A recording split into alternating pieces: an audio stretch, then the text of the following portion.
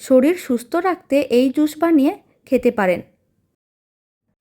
নমস্কার, আমি রুমি। আপনাদের সবাইকে আবারও একটা দারুণ স্বাদের রেসিপিতে স্বাগত।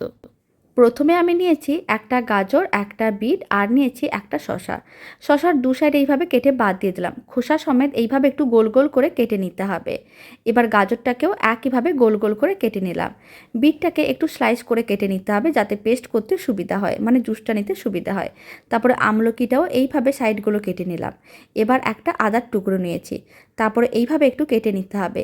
মিক্সির জারের মধ্যে কিছুটা পরিমাণ দিয়ে দিলাম, আর দিয়ে দিলাম কিছুটা পরিমাণ জল। খুব ভালো করে পেস্ট করে নিতে হবে। তারপরে ছাঁকনির সাহায্যে ছেঁকে নিতে হবে।